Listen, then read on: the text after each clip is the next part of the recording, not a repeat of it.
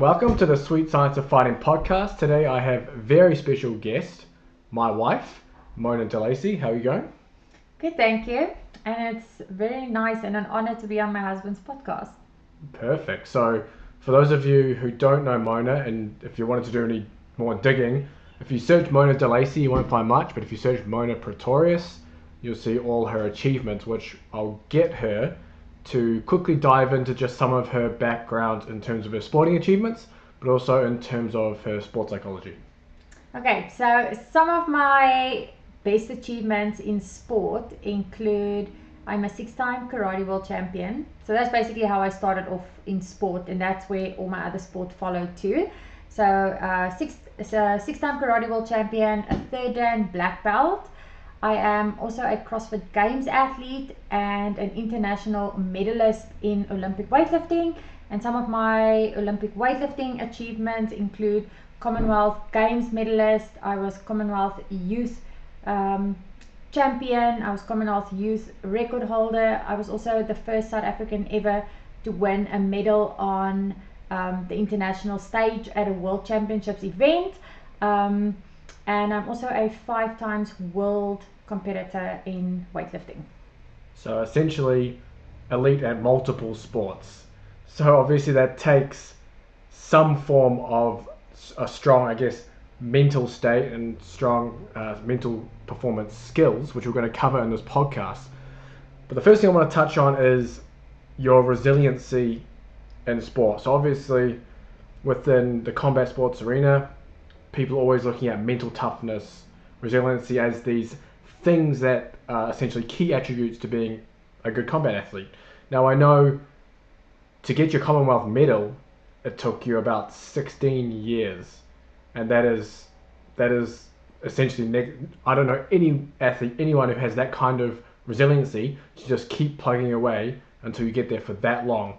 What is it that gives you that ability to just push through regardless? First and foremost, I think it was something also I was taught when I was younger. I'm also a big believer in not quitting until I succeed. So I think that is a very good example of not quitting until I succeeded. And I just knew in me that even when I ended up not doing well at the previous Commonwealth Games before I won my medal, I just had that feeling like I knew something was missing. I knew that I could do better. I knew this isn't the person that when I stepped on the international stage, this is not all that hard work.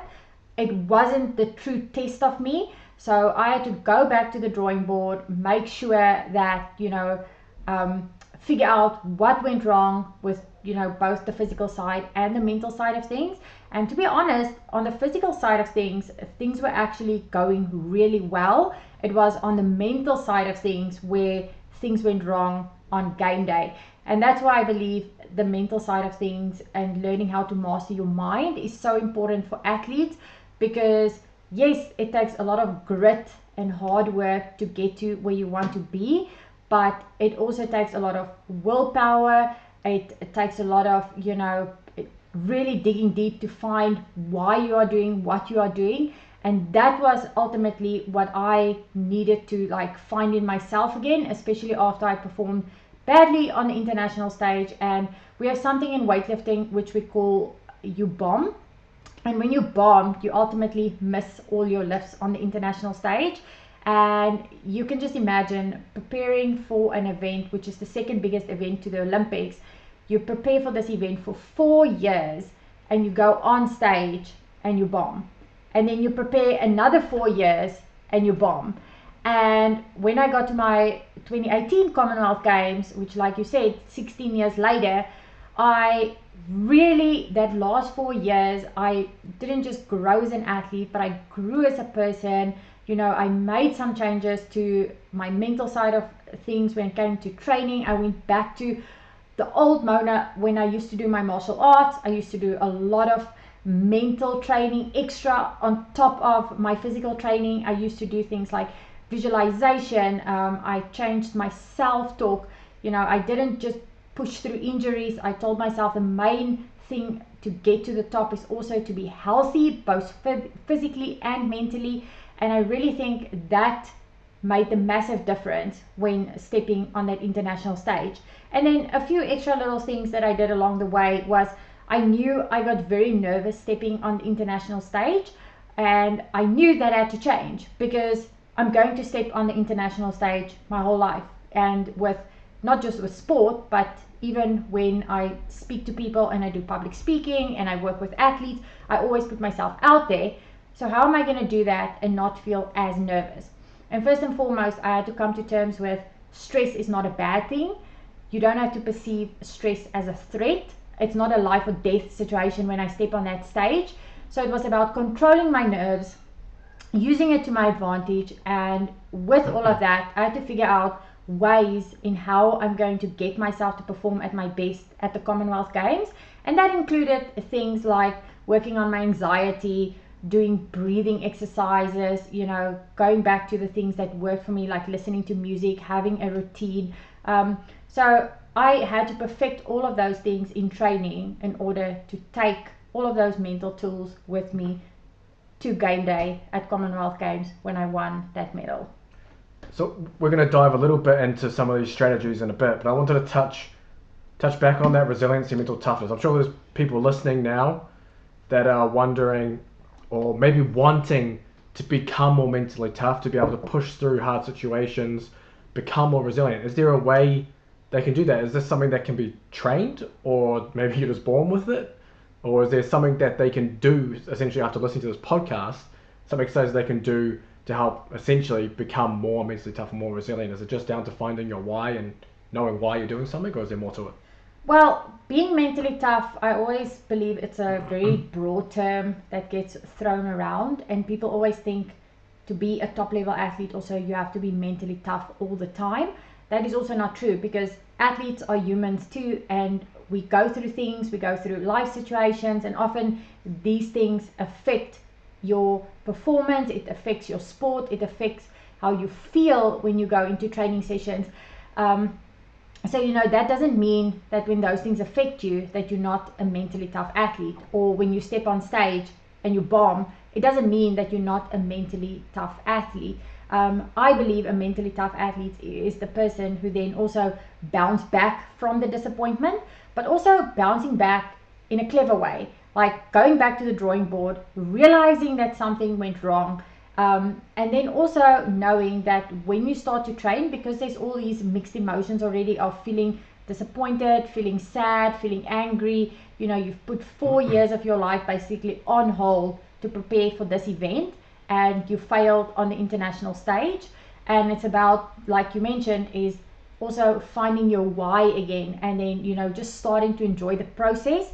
And I found that by not just working on the outcome, which was winning a medal at the Commonwealth Games, but I knew in order to get there I need to go to the drawing board and figure out how am I going to do this, but also enjoy the process at the same time. Because I think there's nothing worse than going into your training sessions every single day and not enjoying it, feeling like it's grueling, feeling like you're doing all this work but you're not liking it, and you hate going to the gym and the environment, etc. When you do those kind of things, then obviously it's not going to help your performance.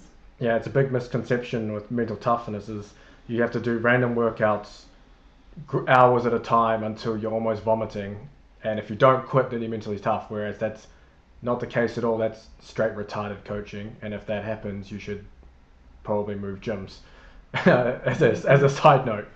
But if we come back to the strategies you've used to help develop essentially these mental skills that can carry over to performance. Obviously everyone knows they can train physically hard, but if you get to competition day you see people who are essentially what you would call gym athletes, ones that are great in the gym, train so well in the gym, come fight day or on competition they shit the bed, and it's very rarely down to the physical preparation.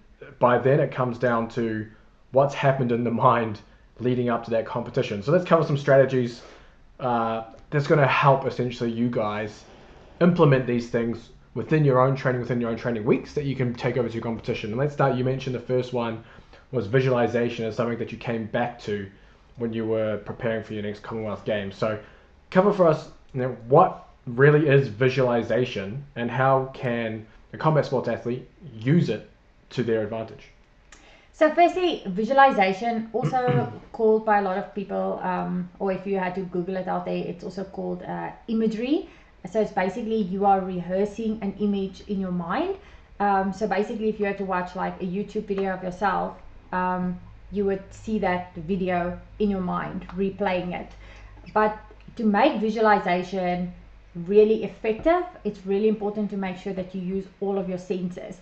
So there's a lot of like little components that goes into visualizing successfully, and that includes, like as mentioned, all of your senses. Like, you know, when you perform the movement, like you want to be able to hear what is happening around you. There may be crowd, you may be hearing your coach, you know, you might be feeling the mat that you're on. So it's very important to make sure that you have that feeling sensation too. Like for example, with me in weightlifting, I need to be able to feel the knurling of the barbell. I need to, if you grab a person, say you do jiu-jitsu, you must be able to feel the person's gi that you're gripping. I'm not sure if you guys call it a gi, but okay. So yeah, you need to grab the gi. You know, you can imagine yourself tightening your belt.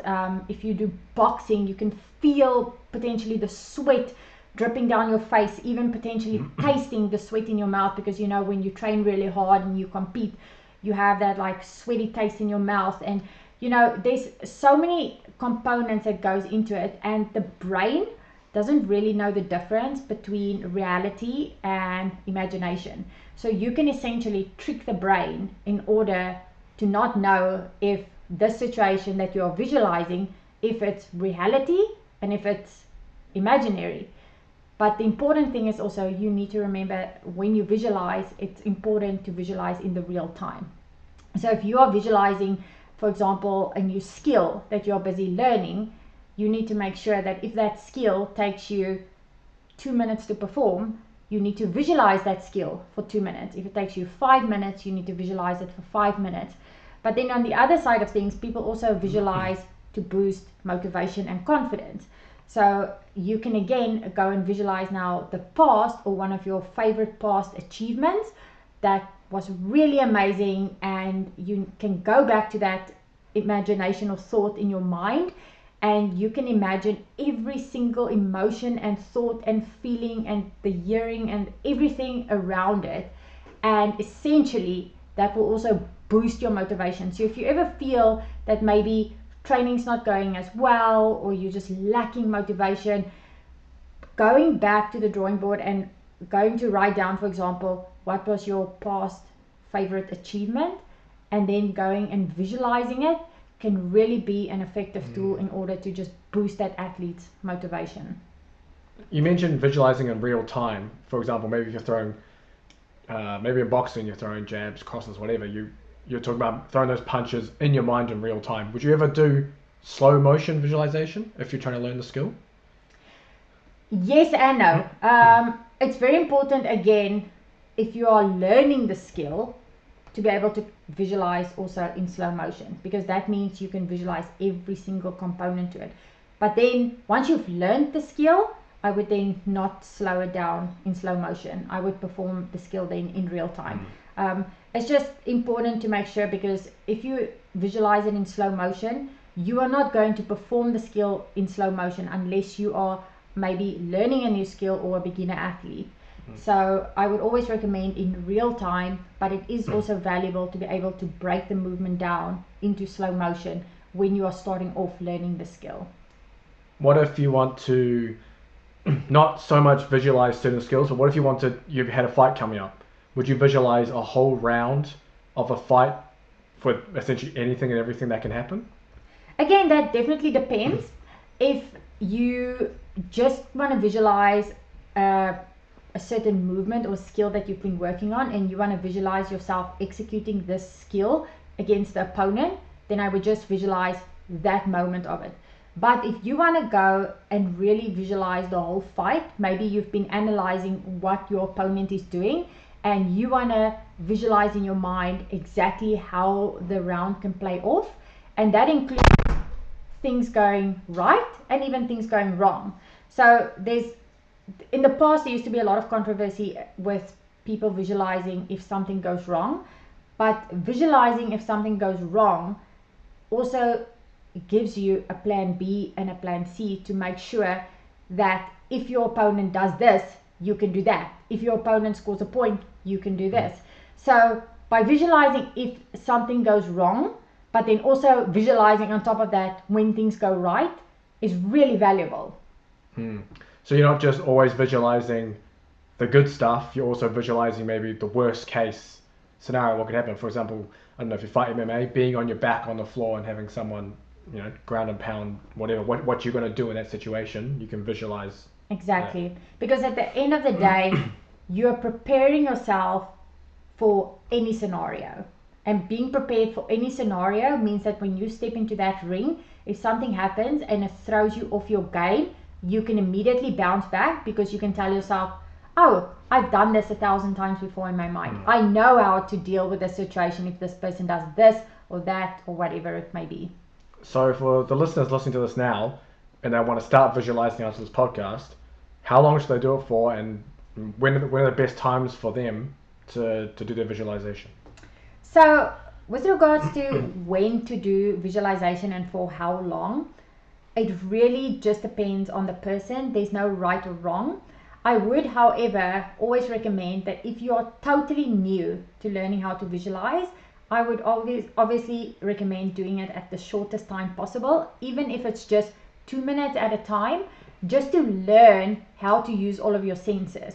Because at the end of the day, the more you can use all of those senses, the better you can visualize, and the more you can trick your brain into not knowing if this is reality or imagination, and the better the result will be at the end of the day. So again, start off with something nice and slow, or 2 minutes at a time, and then as you get used to the 2 minutes and you feel like you can solidly visualize for 2 minutes, I would then increase it to 3 minutes, 4 minutes, 5 minutes. And then obviously the better you get at visualization, then you can start to visualize things like your rounds, and you can visualize, if you want to learn a new skill, maybe the whole skill or technique or the movement you want to try will take you a couple of minutes, then you can visualize that. Or if you then want to go and visualize to boost your motivation, you can then go and visualize for say 5 minutes at a time. I mean, there's some people who can literally visualize for like up to 30 minutes. It just takes training. You need to train your mind the same as what you would train your physical skills. And that's actually what I want to come to, because a lot of people think, oh, I can just start to visualize now and I'm going to be successful. You will most probably not get anything out of visualization at the start when you try it. But it's also the same thing as if you had to learn a very difficult skill for the very first time. It might actually irritate you more than anything else, because you're not going to feel like you're really getting the effectiveness out of it. And by practicing it over and over again, like I said, you will be able to be better at using all of your senses, being able to trick your brain, being able to get that boost of confidence out of it. And then coming back to when to visualize, this is it depends on the person, but what I do recommend is like you can go and start before your training sessions. So say you have a new skill or something that you've been training for quite some time and you want to execute that skill in your training session, I would definitely start off by doing my visualization training right before my training, even if it's, like I said, 2 minutes or 5 minutes or whatever it might be, and practicing it in training first. Don't go and visualize for the first time, especially after this podcast, before competition, because it can throw you off your game. You don't know how you are going to react to that experience. You want to make sure that anything you do in competition is something that you've practiced numerous times in training, and that also goes for your mental training. So make sure that you practice your visualization in or before training every single day, or 3 times a week or whatever it might be, for numerous weeks before you go and do this before competition. Perfect. How do I do that if I'm going to go to class and visualize? Do I sit there with my eyes closed? Can I do it with my eyes open? Do I need to sit like a Zen Buddha? Yeah, that's a good question, because a lot of people perceive, visualization as, like you mentioned, sitting like a Zen Buddha. You definitely do not have to do that.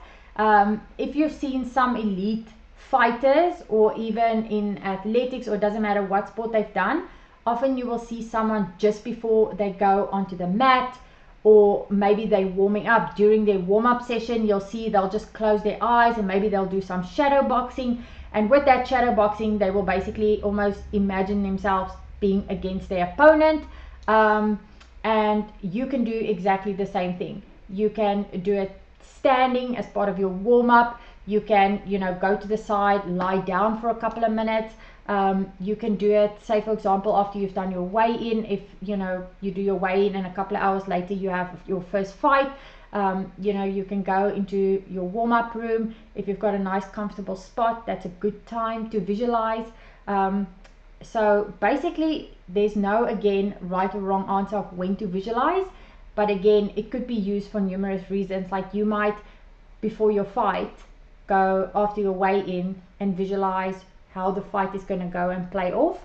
And you don't want to visualize also to an extent that you start to sweat, you get your heart rate up and you feel anxious, because if you do that, that will affect your performance negatively. So if you go and do your visualization like right before your competition or a couple of hours before your competition, you want to make sure that you basically just rehearse what you've learned and what you're going to be doing on the mat or in the ring, and just basically playing around with it, and almost use it more as a confidence booster, and instead of you going and using all of your emotion where you feel nervous and anxious. Because if you start to feel that, then you need to again go back to the drawing board and figure out what are you visualizing that's causing you anxiety, and maybe that thing that you are visualizing just needs to be dialed down a bit in order to use it to be more effective come competition day. Yeah, we'll touch on that pre-fight nerve stuff soon, but I wanted to ask you about the visualization further. Would say shadow boxing and shadow wrestling and kind of imagining what the opponent's doing and reacting to it, would that count as like a visualization session? 100%, yes. Yeah. Because at the end of the day, especially if you're doing it by yourself, or yourself. If you do this by yourself, this is again you imagining you have an opponent in front of you. And this is what I used to do with my kumite sessions, which is fighting in karate. I used to imagine what my opponents would do. I would do my bobbing and weaving, I would do my pivots, I would do whatever I would do, my striking, the things that I would do, and not to like full force, but I would do half the movement, and in my mind I would see myself performing the skill fully. Yeah, I think that's important for anyone who's doing maybe their conditioning solo, shadow boxing, shadow wrestling, whatever. Don't just go through the motions of, using your techniques. Imagine what's happening in front of you with an opponent, and you can factor that in. That doubles up now, mental and physical together. Correct? Yeah, and there's one thing I just want to add, and I've obviously told James the story before, and it's basically, I used to do visualization actually from a very young age without actually knowing that I was training my mind to actually do what it's supposed to do. And only years later, I'm so grateful for learning this valuable skill. And during my life as an athlete, there were times where I neglected my mental training, and it definitely showed, and it definitely did affect my performance. And that's why before my last Commonwealth Games, where I won the medal, I knew I had to go back to the things that used to work for me, and that included my mental training. And what my dad would do is I would wake up in the morning at say 5 o'clock, because I still used to be in school at that time. Wake up at 5 o'clock. I would then watch either I think it was Han Lee, and there was another person, I can't actually remember now who his name was. Benny the Jet. Benny the Jet or Quides. My dad obviously told James all of the stories. So I used to watch them over and over and over again. And then once I watched certain techniques or drills that I was going to train in my training session that day, I would watch the videos, then after that we would stop the videos, then for 30 minutes I would lay down and visualize myself performing the skill exactly the way Benny the Jet did and Han Lee did, and I would then go into my training session and then perform the skill. And we did this time and time and time after again. And when I won my first karate world title, that's actually a way to prove how good it is to actually, do visualization training. I competed against, I was in the final event, and it was against a Japanese girl, and she was the previous world champion. And going into this fight, firstly, I felt super confident because I knew I trained really hard to get to this point. But then secondly, when the fight started, I felt like I was in this position 1,000 times before, because in actual fact I tricked my brain, so I was in this position 1,000 times before, because that's how many times I visualized. I visualized myself firstly winning the world title. I visualized myself when I'm in that fight of the final fight, how I would score my points. So there were certain drills and techniques that I drilled in my mind over and over again. And what the girl did from Japan, I knew exactly what to do. I scored with a mawashigiri. Some of you might know it as a roundhouse kick, and that was the final point to win the world championships.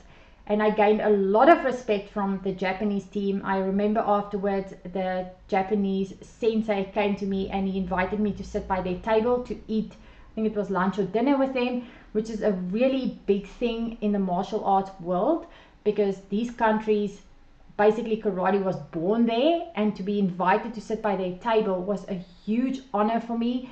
And how they respected me and how they came to me and was so impressed by my skills really meant a lot. But because I was so young, I didn't really understand even the concept of almost like how I got there. And it was only years later when I started studying the mind, when I did my honors degree in sports psychology, that I realized that I've actually been training my mind for a very long time. I just never knew how powerful the mind actually was. Never labeled it. I never labeled it, yes. I literally just thought I was imagining things and, just going through the stuff in my mind, but I never knew that this was an actual thing, like I said, until I actually started studying it, doing research, learning more about how powerful the mind is.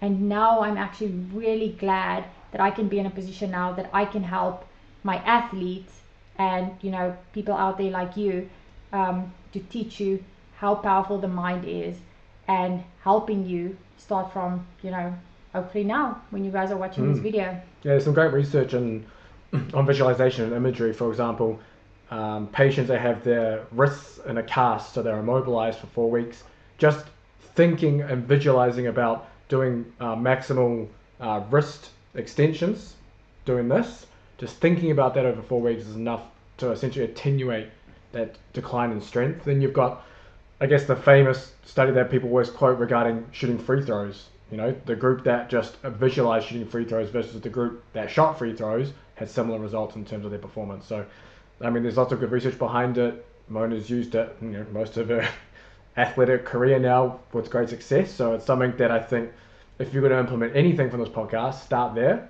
and you can kind of move forward. But I want to move forward to probably one of the most common, I guess, issues that combat sport athletes have, and that would be pre-fight nerves. So how can essentially an athlete turn pre-fight nerves into something that's more of an advantage than them coming out and maybe having this big adrenaline dump and end up gassing out? Yes, now that's a very good question, because I again was that athlete who I would get myself super high, like my adrenaline would race super high in weightlifting, and it would affect my performance. I would ultimately step on the platform and I would have no strength, no power. Jelly legs, yep. Sweating, heart rate, being sky high, feeling the feeling of butterflies. And I want to talk to you in a minute about how powerful that is. But then on the flip side of things, I've also been that athlete where I've just been so, my arousal levels has been so low that I would actually feel super tired and fatigued. And again, I had to then boost myself or find something that's actually going to raise my arousal level. And this is also something, if you know a bit about psychology, you will know there's something called an inverted U theory, which is you finding your optimal level of arousal to perform at your best. If you fall below that continuum, say for example you are at a 5, but that day of competition you are at a 4 or a 3 or a 7 or 8, ultimately those were all that falls without or above and below your continuum level, that will affect your performance.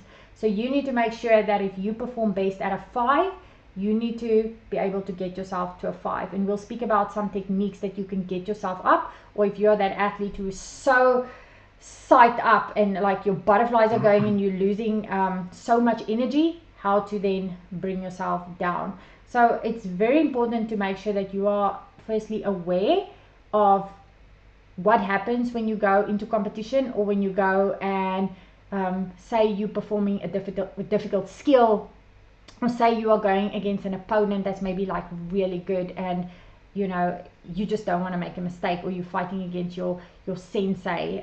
What do you guys call it in jiu-jitsu? Professor. Yeah, say you're fighting against your professor or someone that you don't want to make a mistake with. Like you want to show them that all this hard work that you've done, like you want to be able to show it off, but sometimes the nerves just get the better of you.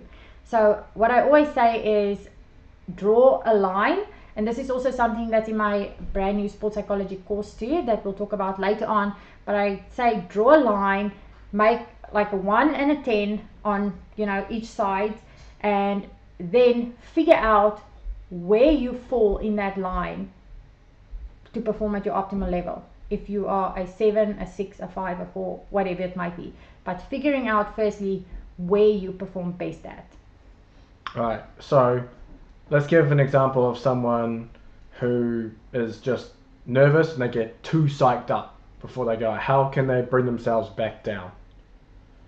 Yeah, now that's a good question, because that happens to the most of us, like you said now. And James actually has a very good example of what happened to him when he was super aroused by listening to hardcore headbanging music hours before his fight. That when it came to when he had to go onto the mat and perform, he couldn't perform because he was already so tired. He's used all of his energy, and you are that athlete. You don't perform well when you have so much energy you can run through a wall. I need to be down. Yes, so you're the athlete that needs to get down. So ways that you can bring yourself down are some simple tools that you might actually know of already, but you just don't maybe realize how to implement them, or actually how powerful they are. One thing I always like to say is music is a great way to either bring you down or even bring you up. Because if you are super anxious and you're already super aroused and you perform best at a 5, then the best thing you need to do is listening to some calmer music in order to just get your heart rate down. Now that's the first thing that you can do, or listening to music that you actually like, just enjoy, that's nice, upbeat, but nothing too hectic. Like you don't have to listen to things that's going to put you to sleep, but just something that's going to make your heart rate go down and kind of make you not focus on the fight. The second thing that you can do is breathing techniques. Now if your heart rate is super high and you're super anxious and you're sweating, and you're just feeling so aroused that you're basically like buzzing and you're all over the show, it's just literally stopping what you are doing, breathing in through your nose. I always say breathing in for 4 seconds and then breathing out for 4 seconds. So you want to do this, like it can be anything from like 3 to 5 times, or even more if you want to, but it's a great way just to kind of bring you down to that level, help you feel more focused, help you feel more in the zone, and just help you feel more relaxed overall. Now that's also another great way to kind of just bring you down. Another great way is say for example you are doing your warm-up, but you are already so aroused and you've been so nervous for hours and hours and hours, I would possibly recommend you to not do a very, very high intensity warm-up, because you've already used so much energy prior to that warm-up that warm-up is just going to be causing you to have extra stress, extra arousal, and when you step onto that mat, you're not going to have much energy left to fight your opponent.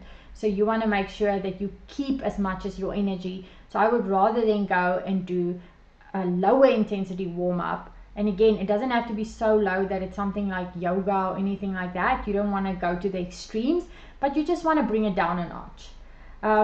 Then another great way is, for example, say you are starting to stress days before the competition, because this is also possible. And this has also happened to me before, where you are so aroused and so stressed that you can't sleep, you're irritated, you're edgy. I mean, my husband has experienced me being like that too. So it's the things then that actually helps first and foremost is having a routine. So when you have a specific routine and you know, if I do this and this and this, come competition day also, I'm ready. So that also includes right before the competition. If you normally go and sleep at 10 o'clock at night, don't go the week before your competition and go and sleep at 8 o'clock every night, because I promise you will probably find that because you are not used to it, your brain will be so wired and you will end up not sleeping at all. So try first and foremost, have a routine, that's very important, but make sure that you've already set this routine during, say, your off season, so that come competition season, you have mastered what your routine already is. And then I would recommend not changing this routine, but keeping it as close as possible to the day that you compete, so that you can go into competition also feeling like this is just another training session. This is not I don't have to perceive this as a threat. It's not a life or death situation. I'm going out there and I'm going to showcase my skills that I've been working on. What if my usual routine was pounding a few beers? Would you change that then? Well, actually, I probably wouldn't. If you pound 1 or 2 beers and you find that actually relaxes you and it doesn't decrease your performance, and you don't have a weight issue, then definitely I would, if you feel that helps, I would not recommend going the night before and getting hammered. In fact, I wouldn't get hammered at all for like weeks before my competition, because especially if it's very important to you, you will make sure that everything that you do will be to help your recovery and to help you perform at your best. But definitely, if drinking a beer the week before your comp or the day before your comp helps you just fully relax, and you've done this many times, by all means, I'll stick with it. Nice. I want to come back to now the people that maybe struggle to psych up. Maybe they get to the competition. Sometimes you can feel it. You can feel real sleepy. I know for myself, I know I want to feel that way before I compete, because then I can bring myself up a little. But maybe what happens if you come to competition maybe and you just struggle to get yourself up? But what can they do? Great question. I know I said that a lot, but it's really, so many people struggle with it. Again, I was that athlete in martial arts. I struggled with being super sleepy, and where I just couldn't wake up when I would walk onto the mat. I didn't feel aggressive, I didn't feel assertive, I didn't feel confident. And with weightlifting, I kind of need to do it the other way. There's certain ways again that you can kind of boost your energy levels and boost your arousal levels in order to get you to that level where you perform the best at. And simple examples, again, I always go back to music, because music is a great way to just like boost your energy, boost your motivation. Another great thing is visualization. So if you feel, sleepy, I would visualize myself not being at the beach, lying on the, sand on a towel, because that again will make you feel sleepy. You would want to visualize yourself doing something energetic so that you could actually start to get the heart rate going in order to then perform at your best. So another thing that I used to do is I used to prance around up and down before my fight, because first and foremost, that warmed me up, and I would do my shadow boxing and I was in my own world. And secondly, like, it made me feel confident. And by doing so, it also kind of intimidated my opponents, because a lot of them would just kind of, sit and wait, and seeing them or having them see me perform my skill in shadow boxing. And at first, again, I was really young, so I thought to myself, well, I hope I'm not embarrassing myself here doing this. And my dad was like, no, this is what champions do. So I did it, and it was great. It warmed me up. If there were sessions or competitions where I would just sit, maybe the referees told us all to just sit before we go onto the mat, I would actually feel lethargic when I stepped onto the mat, and I would just not have that energy and oomph. So for me, walking around, doing shadow boxing, visualizing, that's the thing that would like boost my motivation, and it also helps a lot of athletes as well. And then also you can go and do a bit of a higher intensity warm-up. That again helps you just to feel a bit more energized, get the blood going. And yeah, basically those are some of the ways. Also breathing. Now instead of doing just super deep calming breathing, I would then do a bit more of aggressive breathing, but also not shallow breathing, because if you shallow breath or do shallow breathing, you will actually not get air into your lungs, and you'll end up feeling that you might actually get super nervous, or you will actually feel like you're going to pass out. So we don't want to put you into an extreme state where it again affects your performance. So yeah, just make sure that whichever of these tools and tricks you try, make sure you try it in training. And also a tip that I would give you is, out of all of these tips that I've given, if you can just take one tip and use it, it's enough. You don't need to do 5 or 6 things in order to boost your arousal levels or bring your arousal level down. If you can find one that works for you and really master that technique, then that's all you need in order to help you perform better. That's perfect. You mentioned how obviously with these skills, just like any other skill, you want to essentially train them at training before you bring them to competition. Let's jump to routines. You mentioned about a pre-fight routine as a way to calm your nerves. Does that pre-fight routine differ from a pre-training routine? Should it differ? Do you need to essentially practice that routine then in training first?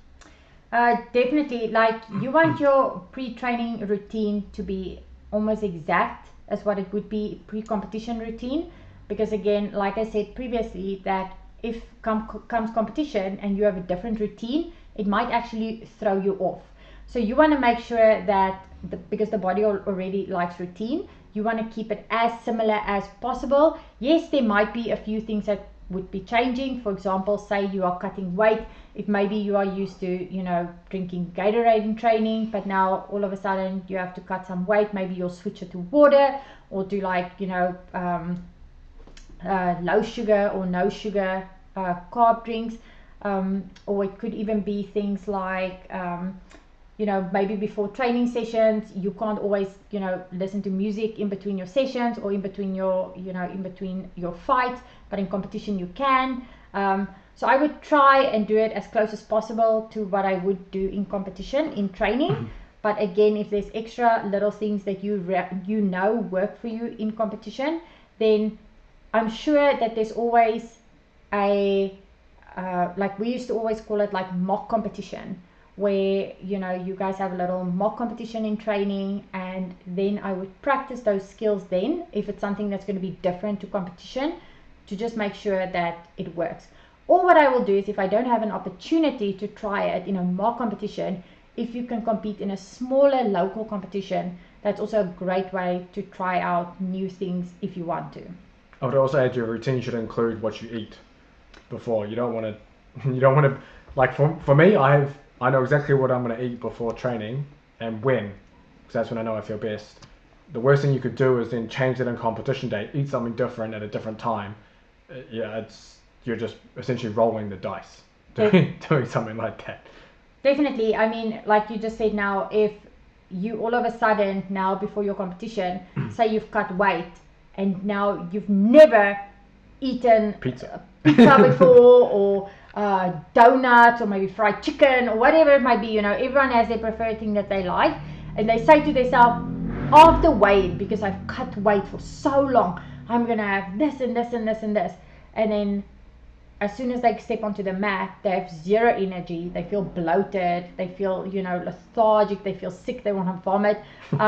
So again, if you're doing things like that and you are cutting weight, I would then again in my off season experiment with foods that give me energy, or I would work with a professional to make sure that I don't waste all my hard work and come competition day I mess it up because all of a sudden all I want to do is stuff my face with food. Rather do that after your competition instead of right before where you're going to compete. So let's continue down the routines route here. So we've covered pre-training and pre-competition routines. What about during competition routines? So obviously in striking arts you're going to have potentially routines you do between rounds. Within the grappling arts you might have routines you do between fights where you have a little longer break.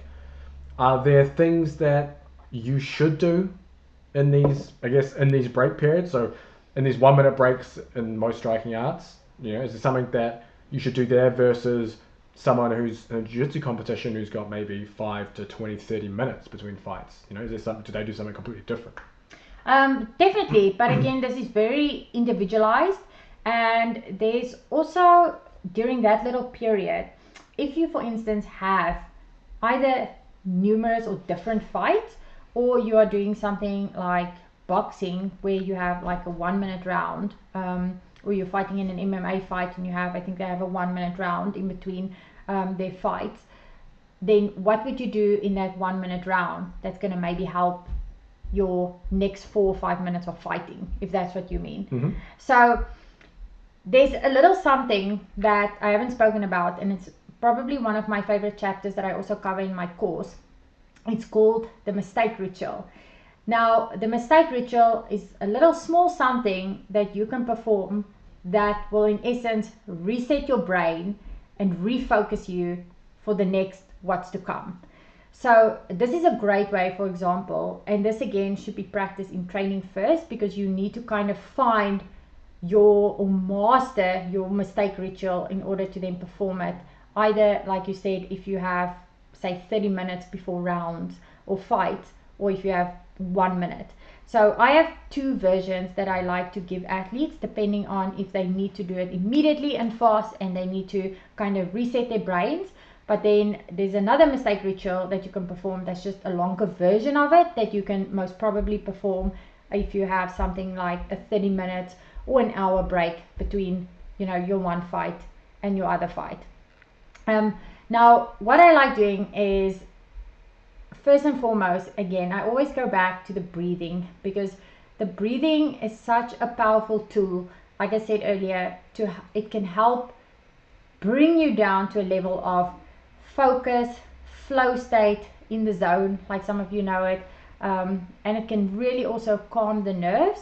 But also if you are at a low and you're just not feeling energized at all, that breathing can actually help boost your energy. So with the mistake ritual, you will perform some breathing for 2 to 3 rounds. Again, the 4 seconds in, 4 seconds out, in through your nose, out by your mouth. The second thing you would then perform is a reset word or an affirmation.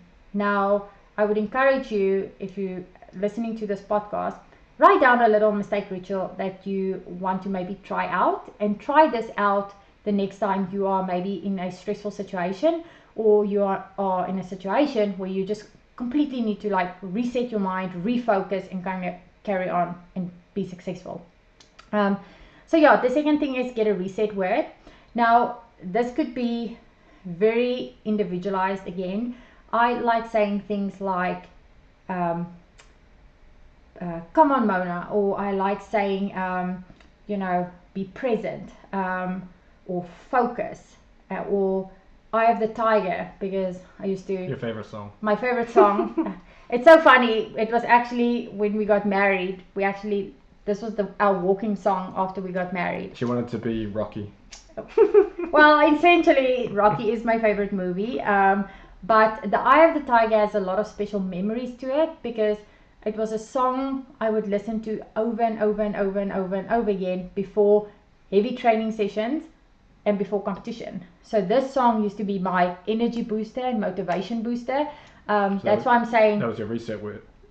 So that was my reset word because I had such a deep connection with the song, and that is why I also say music can be very powerful to help also just enhance your performance because it boosts your mood and your energy levels. It doesn't have to be anything like that deep, right? It can be some random word like pineapple. It can be banana. anything you want to. I have one of my clients that actually uses the word banana, and it's so funny, but it's the word that gets her laughing. If she's been dealing with anxiety or she's been stressing, she will say to herself, she'll do her breathing, she'll say to herself banana, and she wears a little elastic around her wrist and she'll flick the elastic, and then this helps reset her mind and that helps her refocus. Now Mel Robbins does a very similar thing again, but it's not the whole mistake ritual, but she does a whole thing where she counts backwards. So she'll count 5, 4, 3, 2, 1, and that basically resets the mind, and it helps you then to kind of like boost your motivation and then go out there and kind of just forget of the past and forget what was happening a couple of minutes or a couple of seconds ago and focus on what's to come. Because at the end of the day, the reason also why our performance gets affected, especially I would say in martial arts, is if something didn't go as planned and say an opponent scores against you, or he's maybe up in points and it all of a sudden rattles you, it throws you off your game, it just messes with your self-confidence. Now it's about how am I going to regain that confidence in like 30 seconds in order to just reset my mind and be like, let go of the past, focus on the future. So your reset word can even be like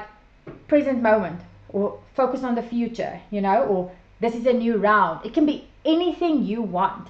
But by performing that little mistake ritual, and when you do the longer version of it, the only thing that you will add different is with your reset word, you will also visualize a past experience that you did really well in, and that is just an extra way to like boost your motivation and just kind of have your brain focusing on something different other than what's happened a few seconds ago, and then that will help boost your confidence.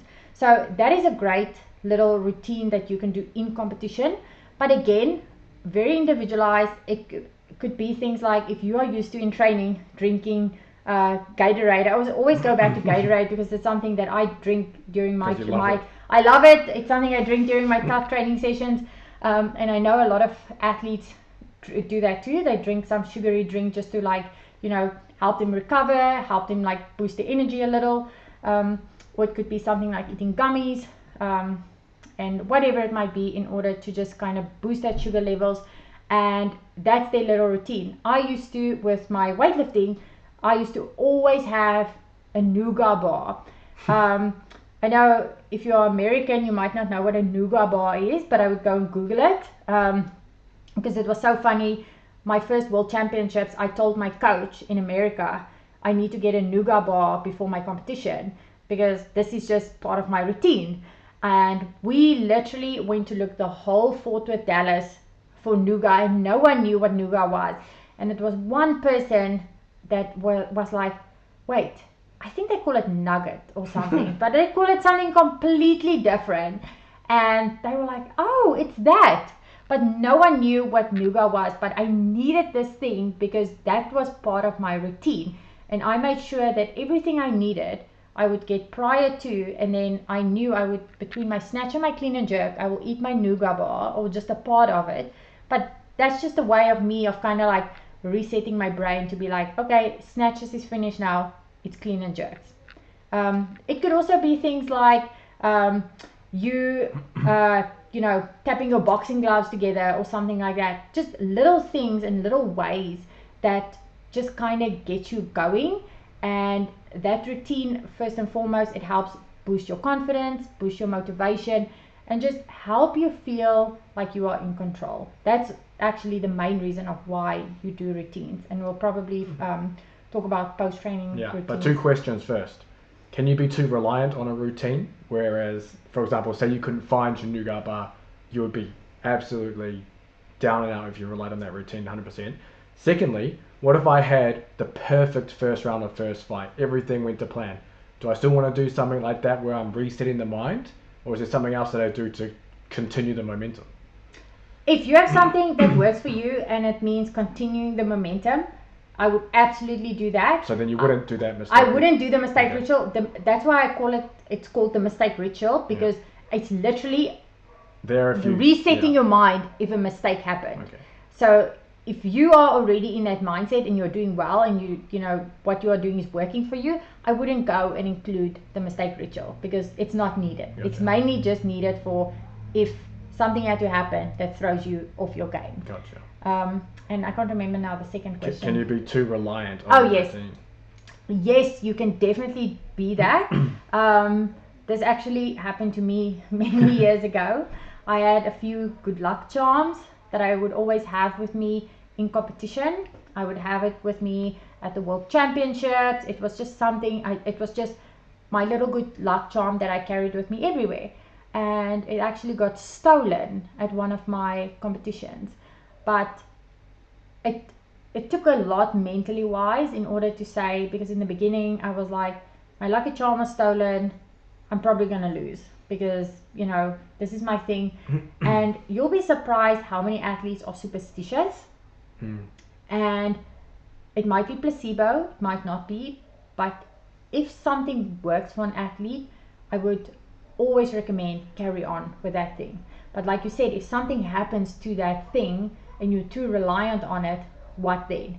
A very good athlete is also someone that can have a mindset shift and then basically tell themselves, this is something, my lucky charm got stolen, that's out of my control, but what's in my control is my performance, all the hard work I've put in and knowing that I'm ready, my mindset. That is then the thing that you can rely on. Would you then recommend, if someone listening to us was creating a routine, try create a routine that doesn't rely on maybe something that could, maybe something that's hard to find in another country or another place? For example, your nougat bar, if that was your routine and you flew to whatever country and they just don't sell that thing there, would you then recommend maybe trying to create a routine where no matter where you go, you can have it with you? Well, I would say that I did learn a lesson that now when I travel countries, I buy my nougat in my own country. And then take it with you. So then I take it with me. So that is a great way of making sure that if I do travel to another country and they don't have it, so go and do your research, okay? If it's something like that, if they have it, pack it with you in your bags. If you can't take it with you in your bags for some or other reason, then I would most definitely have a plan B or even a plan C. And then the other thing is, like, what's also really important here is, say for example, you have a necklace that maybe your grandmother or your father or someone gave you, and you'll often see people, especially very religious athletes, and I also love that about them, they'll always have like little crosses around them and they'll kiss the cross. And I'm a very big believer in, like I said, if there's something that works for that athlete, it doesn't matter what it is, believing in, the fact that their strength or their power is, not necessarily coming from there because they did the work, but just knowing that this is the little thing to like just help boost their motivation. I will most always, I will recommend the athletes to have it. But then again, if for some reason, say the judges say, okay, you can't wear that for some reason, I know then some athletes have it tattooed on them or whatever it might be. So I would most definitely just have a plan B or a plan C, that if something like that does happen. But then also just remember that always go back to the realization that you did all of the work to prepare for this competition. So it's about knowing what's in here, knowing that, what can I control? I can control the fact that I did all of my training and preparation for this competition. Now it's just about believing that you can execute. No, that's perfect. Let's touch finally on the post-competition routine. So maybe after a fight or training, why would I want to do anything else? And what would I do if I had to do something else? So after a fight, and this is probably after a fight, after a training session, that is the most valuable time. And the reason I say this, because that valuable time is the time that you are going to set yourself up for success for your next competition or your next fight or your next training session. So I'm a big believer in saying, after you've competed, don't wait a day or 2 or 3 days or 4 days. Wait maybe a couple of hours or even less after your competition, sitting down, writing down everything that went well in the competition, the things that maybe didn't go as well, but basically reflecting on how the competition went, and then basically saying, okay, I know this and this and this went wrong, this is what my emotions were. And the reason I say do it as quick as possible after your competition is because the emotions and the thoughts are still very much fresh. You'll even find that the next day you might have forgotten some of the emotion you felt directly after your competition, and that emotion might have been either really helpful to boost your motivation, or you would have had maybe some emotion or self-talk or whatever that actually decreased your performance because you basically talked yourself down. And then those are things that you can go back to the drawing board and be like, I need to practice my self-talk, I need to practice, certain skills, and you might actually forget some of those things if you had to do this the next day. So like I said, post competition, like a couple of hours after, is so valuable. So I wouldn't neglect that. I would make a point of always going and reflecting on how competition went. And the most important part is you want to critique but not criticize, because when you criticize your performance and downplaying and telling yourself you were useless, you were just not good enough, you're not worthy of, whatever, like those are very strong and powerful words, and breaking yourself down isn't going to be conducive to performing well in the future. So you need to go and make sure that you critique your performance and you still write down the things that didn't go as well, but also focus on the things that did go well, even if it was just 1 or 2 things, but focus on those things as well. And then if it didn't go as planned or whatever, for whatever reason, you then close the book, close that chapter, burn it because now you're working towards your next competition. Because a big downfall for athletes is focusing on the past and focusing on past performances way too much and dwelling on past negative performances, and they never get out of it because they always seem to go back to that fight where that person threw them off their game, and it totally messes with their mindset going into the competition. But closing the chapter and being like, this is closed, from tomorrow I'm starting to work towards my next competition.